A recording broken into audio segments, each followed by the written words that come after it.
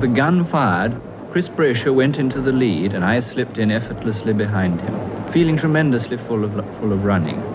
My legs seemed to meet no resistance at all, almost as if impelled by an unknown force. We seemed to be going so slowly. Impatiently, I shouted faster, but Brasher kept his head and didn't change the pace.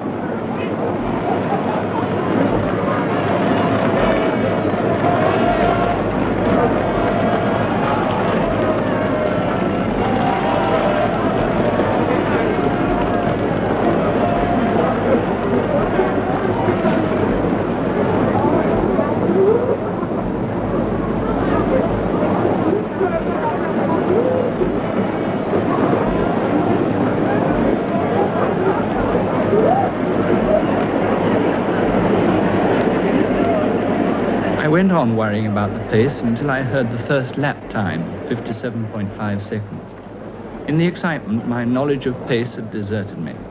Brasher could have run the first quarter in 55 seconds without my realizing it, because I felt so full of running. But I should have had to pay for it later. Instead, he had made success possible.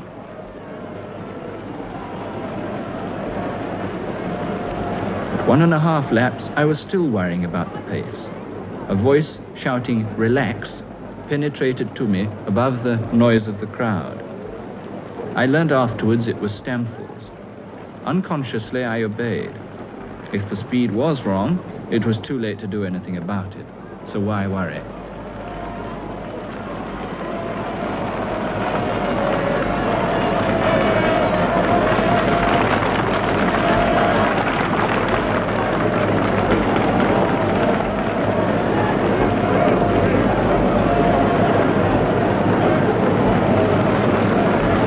I barely noticed the half mile passed in 1 minute 58 seconds. I was relaxing so much that my mind seemed almost detached from my body. It was incredible that we could run at this speed without strain. I was barely aware of the fact that Chris Chataway was now going into the lead.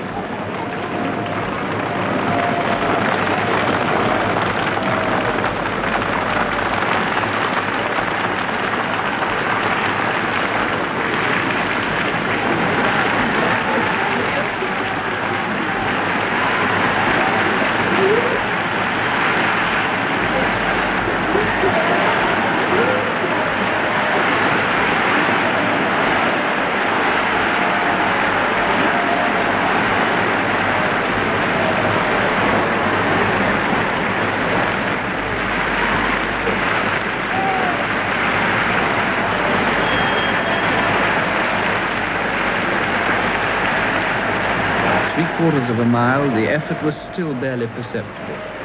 The time was 3 minutes 0.7 seconds, and by now the crowd was roaring. A 4-minute mile was possible. Somehow, to do it, I had to run the last lap in 59 seconds. Chataway led round the next bend, and then I pounced past him at the beginning of the back straight, 300 yards from the finish. I had a moment of mixed joy and anguish when my mind took over. It raced well ahead of my body and drew me compellingly forward. I felt that the moment of a lifetime had come.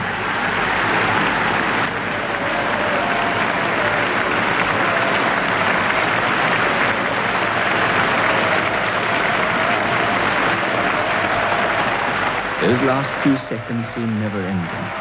A faint line of the finishing tape stood ahead as a haven of peace after the struggle. I leapt at the tape, like a man taking his last spring to save himself from the chasm that threatens to engulf him. My effort was over, and I collapsed almost unconscious with an arm on either side of me. It was only then that the real pain overtook me. I knew I had done it before I even heard the time. I felt as if I was too close to have failed.